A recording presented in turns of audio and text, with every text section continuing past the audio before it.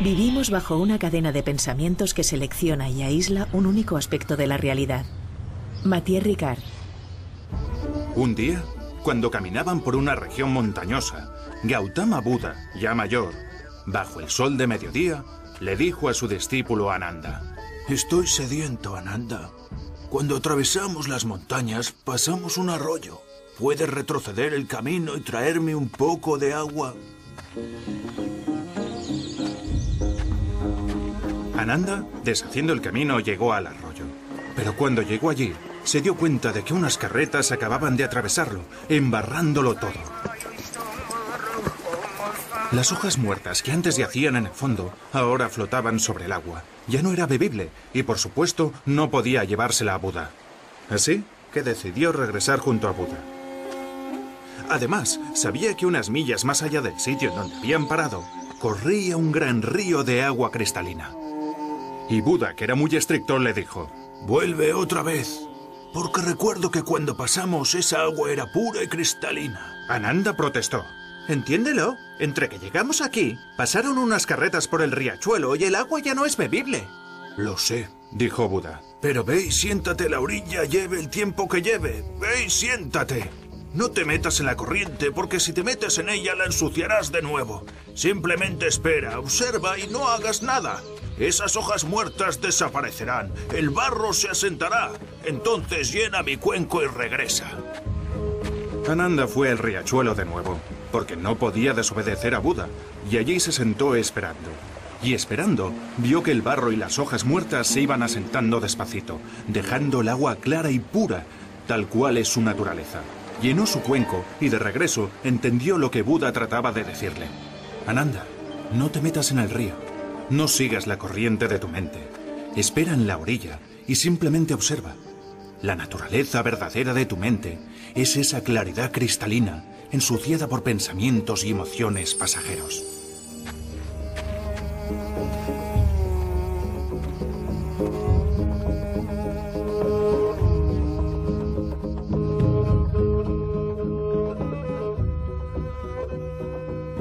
Hoy Redes se acerca al estudio de la compasión desde el lado de la ciencia, por una parte, y desde el lado de la contemplación tan ejercitada por los budistas, por los monjes budistas que llevan siglos utilizando esta técnica de la meditación.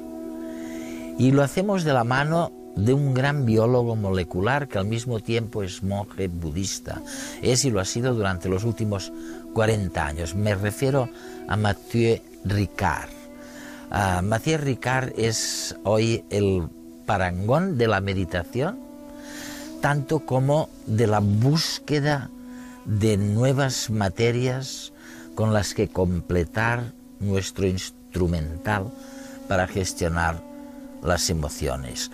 Y en lo que él ahonda y en lo que él ha buscado descubrir qué podemos aportar de nuevo es sobre todo en la compasión y en la gestión de las emociones, en donde habíamos pecado definitivamente del lado más competitivo y egoísta del género humano.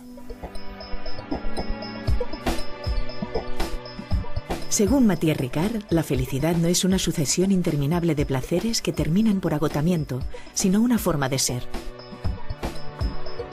Y si es así, ¿no deberían nuestros hijos aprender en el colegio a ser felices y también a ser buenos? ¿No es acaso lo que desea cualquier madre o padre de hoy en día? Para permitir aflorar la compasión y la naturaleza buena que todo ser humano lleva dentro, la ciencia está descubriendo los beneficios de la meditación. Aprender a meditar puede ayudarnos a convivir con una mente más clara y más hábil a la hora de lidiar con las emociones negativas y fomentar las emociones positivas.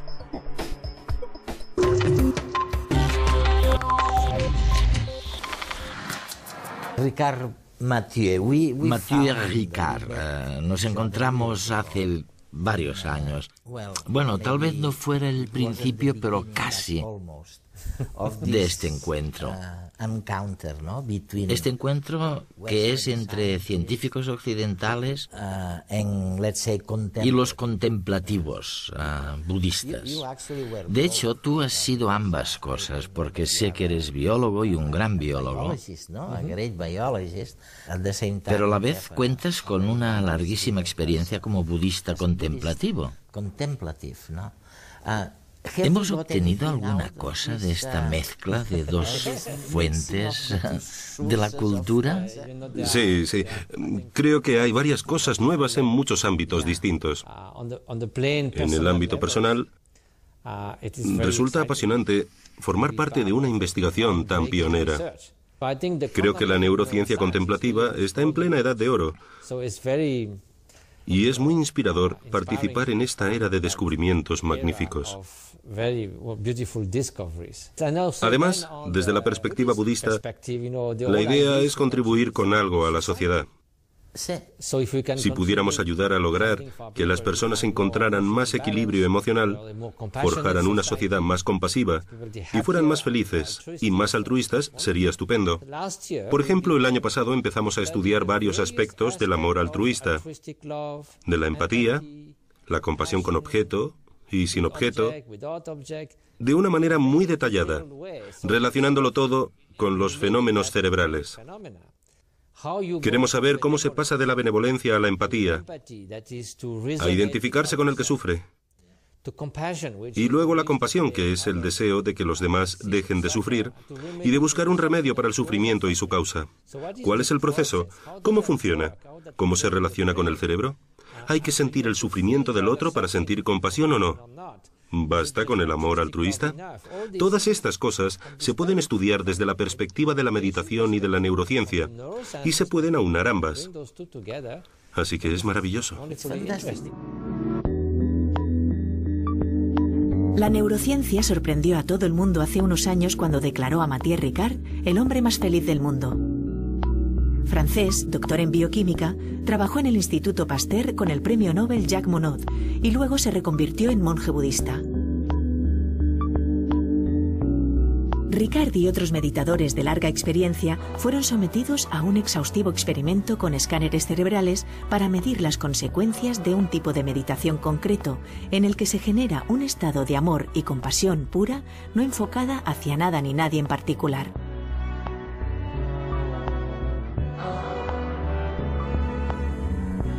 Los resultados mostraron niveles por encima de lo conocido hasta entonces de emoción positiva en el córtex prefrontal izquierdo del cerebro, mientras que la actividad del lóbulo derecho, justo en el área relacionada con la depresión, disminuía, como si la compasión fuera un buen antídoto contra la depresión.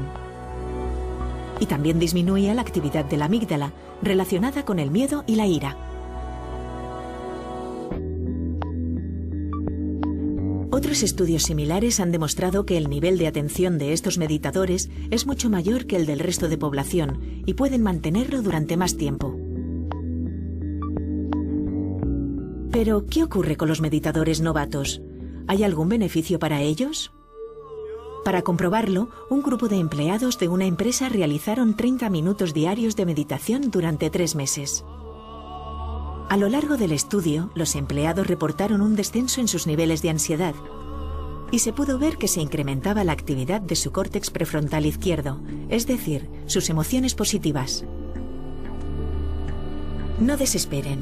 No es necesario meterse a monje ni perderse en una cueva de los Himalayas. Un poco de disciplina es suficiente para lograr cierto control mental y mejorar el nivel de felicidad en su vida. Es fantástico porque estas dos fuerzas que se unen tenían una idea muy diferente de lo que somos. Para gran parte de la ciencia occidental, el ser humano es intrínsecamente malo. Lo que hay es un culto al egoísmo. Eso es. Y me parece muy extraño, porque no encaja con los datos científicos, sino que se trata de una especie de distorsión a priori.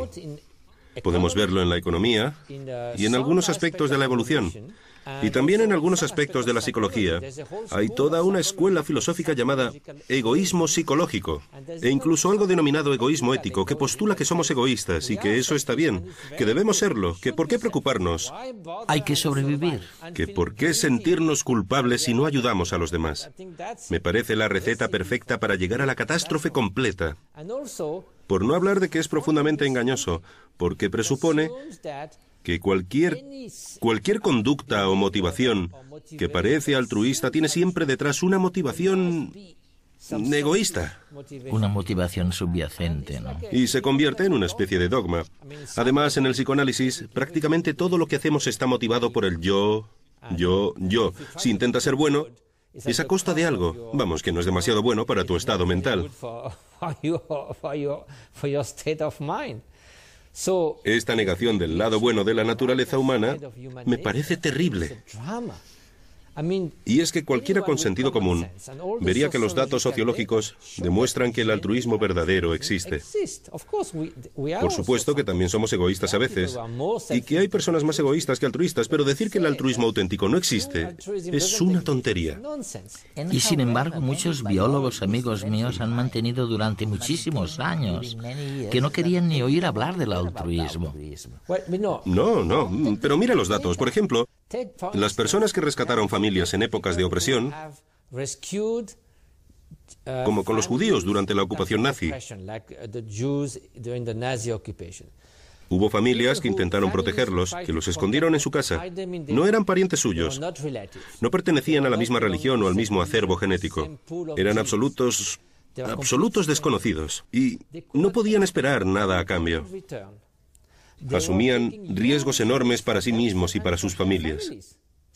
¿Cómo hablar ahí del gen egoísta? Ellos te dirán, por supuesto que tuvimos que hacerlo. Somos parte de la misma familia humana. A ver si puedes encontrar una motivación egoísta ahí. Imposible. Es una tontería, por eso hay que explicar la realidad. Pero Mathieu, ¿aceptarías entonces que al principio de este argumento, de este debate, o de esta discusión, el budismo estaba más cerca de la ciencia, en el sentido de que vuestro concepto de la naturaleza humana era bueno? Bueno, existe un potencial para el bien que siempre está ahí. Eso es. Es como si un pedacito de oro cayera en el fango y se quedara ahí mucho tiempo. Seguiría siendo oro y se podría pulir y limpiar luego. En cambio, si fuera un trozo de caliza, ya podrías pulirlo durante 100 años que seguiría sin convertirse en oro. Esto no es ingenuo.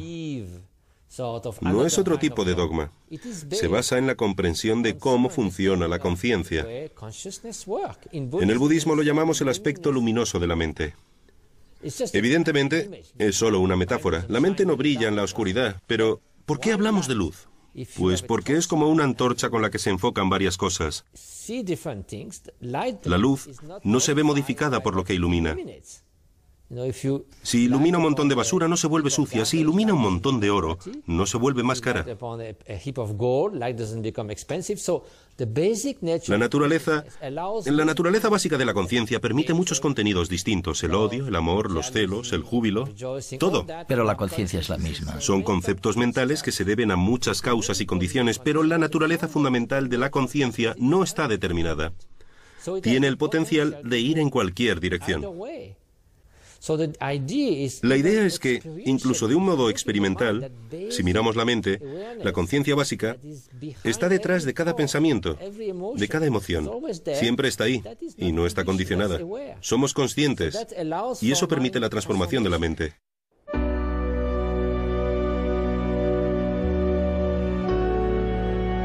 Nuestro estado mental, la forma en que interpretamos lo que nos sucede, es lo que realmente determina nuestro grado de felicidad y bienestar interno. Pensamos que ese tumulto de emociones y pensamientos que nos acosan a diario nos son propios, que son la naturaleza misma de la mente. Cada imagen es un estado mental que se sucede uno a otro de manera casi ininterrumpida. Creemos que esa sucesión de imágenes, hermosas, dolorosas o diabólicas, forman parte de nuestra naturaleza intrínseca. Sin embargo, para los budistas, esas imágenes, las emociones y los pensamientos son proyectados en nuestra pantalla cerebral, pero no pertenecen a la mente, no son parte suya.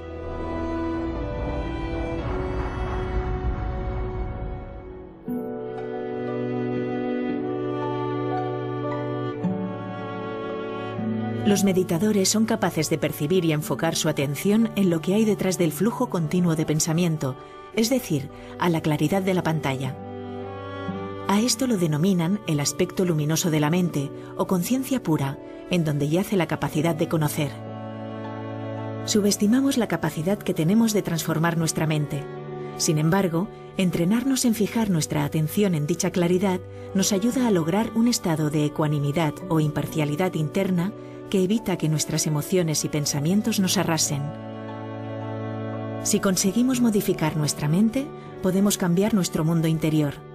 Una tarea más fácil y más a nuestro alcance que el cambiar las circunstancias externas del mundo en que vivimos. Has estado contemplando como budista y como científico, que has sido siempre, durante más de 20 años, ¿no? ¿En el Tíbet? 40 años, sí. 40 años, sí. Increíble. Tras 40 años, ¿cuáles crees que son las cosas de las que nosotros, en el resto del mundo, nos podemos beneficiar más según tu investigación y tu experiencia concreta? Creo que es importante conseguir la libertad interior de este proceso mental de odio, celos, arrogancia, deseo obsesivo, con el altruismo y compasión que surgen de esa libertad. Me parece que esto es lo que la humanidad necesita por encima de todo. Necesitamos una sociedad más compasiva.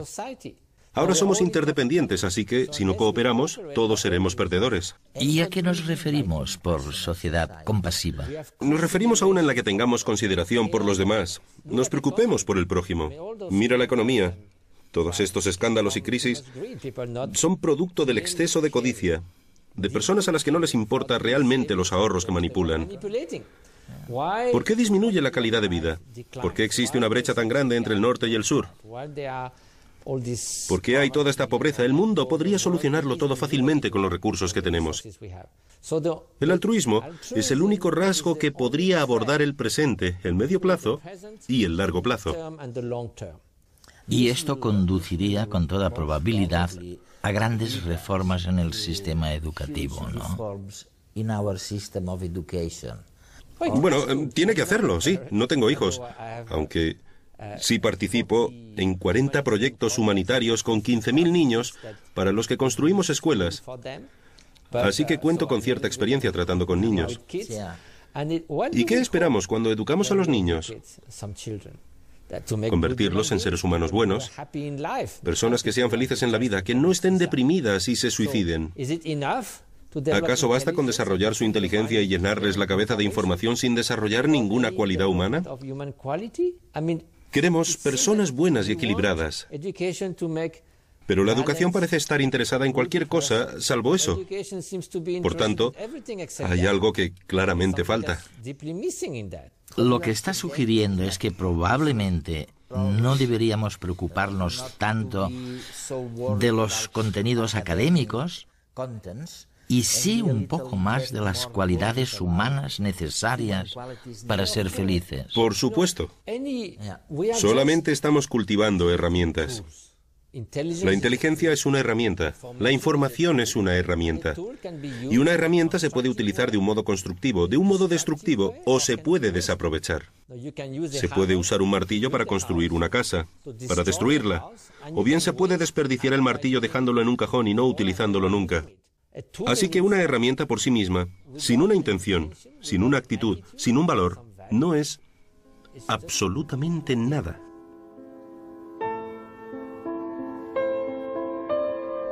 Tal vez sea la compasión la emoción que nos hace más humanos. No podemos experimentar compasión por nosotros mismos como seres aislados, sino que ésta surge en relación con el otro. Nuestra individualidad, de algún modo, se suaviza al entrar en relación con el dolor y la necesidad de los demás, promoviendo en nuestro interior el deseo de ayudarlos. La filosofía budista considera que la naturaleza real del hombre es compasiva y parte de su entrenamiento mental está dirigido a fomentar esa compleja emoción. Durante el entrenamiento, la parte emocional que nos conmueve y abruma, cuando por vez primera observamos el dolor ajeno, deja paso con el tiempo a una compasión más sosegada, aunque igualmente profunda. Un punto de vista bien distinto del de Occidente, donde tradicionalmente nos hemos reconocido especiales y distintos al resto de la naturaleza. Al comienzo, la idea de la supervivencia del más apto fue llevada a extremos por algunos filósofos del siglo XIX como Herbert Spencer, quien declaró: «Al débil y al estúpido de la raza se le ha de dejar morir, de modo que el fuerte pueda sobrevivir y la raza humana en su conjunto progresar hacia mayores perfecciones».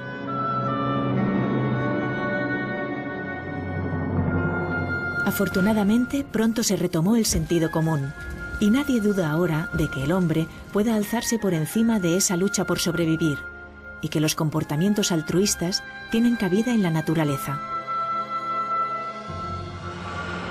Gracias a los avances científicos vivimos más y en mejores condiciones, a pesar de que algunas aplicaciones de la ciencia hayan tenido fines menos nobles. El estudio de las emociones positivas como la compasión es muy reciente y cada día va en aumento.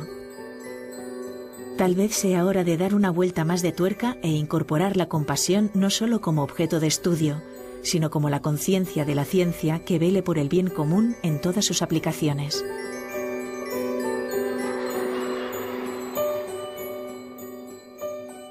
¿Te puedo pedir un consejo? Sí, claro. Sé que uno de los grandes descubrimientos de la contemplación, del budismo, ha sido justamente perfeccionar la atención, la primera fase del conocimiento, por así decirlo, para concentrarse en algo. ¿Cómo puedo mejorar mi proceso de atención? Es cierto, porque incluso si uno quiere cultivar el altruismo, con la mente siempre distraída, no podrá cultivar nada. La mente se dispersa aquí y allá. Incluso si estamos sentados, nuestra mente puede ser como la de un mono inquieto. Un mono inquieto que va de un lado a otro. Las neuronas se ponen a hablar entre sí, a cotillear. Eso es. Y en realidad necesitamos una mente un poco más calmada, con más claridad y más estabilidad. Si no es así, no podremos hacer nada. En caso contrario, es como si tuviéramos un martillo, pero nos temblara la mano todo el rato. Por eso es necesario, de alguna manera, utilizar un objeto de concentración para estabilizar la mente. Te puedes concentrar en cualquier cosa. Un objeto, una flor, una imagen mental. Pero resulta bastante útil concentrarse en la respiración. ¿Por qué? Pues imagina que te dijera que te concentraras en una luz roja centelleante. Podrías quedarte mirándola, pero tu mente seguiría deambulando. Mientras que, si te concentras en la respiración, no puedes verla. Es muy sutil. Y si dejas de concentrarte, es como si lo perdieras. Así que fácilmente puedes ver si te distraes o no. Ya veo. Con la respiración solamente ves la sensación. Cuando respiras por la nariz tienes una ligera sensación en los orificios nasales. Y se trata de quedarse sentado tranquilamente, pensar en respirar por la nariz y luego notar la sensación del aire que sale y entra. Así. Unas 21 veces, o unos 10 minutos. Hacerlo permite calmar la mente. Muchas personas te dirán, no, yo no valgo para eso. Tras 3 minutos mi mente está completamente distraída. Es normal, no es culpa de la meditación, es porque la mente no está entrenada. Y si no perseveras, nunca aprenderás nada. Así que, en lugar de tener remordimientos o sentirte culpable con ideas como, yo no valgo para esto, o cosas así, que al final no dejan de ser más distracción, en cuanto descubras que te has distraído, no pasa nada. Tienes que volver a la respiración. Luego, si lo haces durante un rato y lo repites regularmente, verás que la mente se calma, se vuelve más clara y que puedes utilizar esta mente un poco más flexible para cultivar el altruismo, la compasión o lo que quieras. Con la meditación o sin ella, vamos a tener que aprender aquellas materias o habilidades nuevas que no nos han prodigado los sistemas educativos hasta ahora, que son absolutamente necesarias para tener una visión un poco más correcta, menos egoísta, más compasiva del mundo y de nuestras relaciones humanas. Mathieu Ricard se ha referido sobre todo a temas como el de la focalización de la atención, el saber trabajar en equipo de manera cooperativa en lugar de solo competitiva, el solucionar conflictos de manera mucho más innovadora y, en definitiva, de mirar a la naturaleza con mayor transparencia, con mayor claridad. Es igual que el deportista que ha entrenado su cuerpo para hacer determinadas cosas. De la misma manera, nosotros tenemos que entrenar la mente para conseguir los objetivos que nos proponemos. Además de meditar sobre la compasión, hemos de llevarla a la acción. Mathieu Ricard.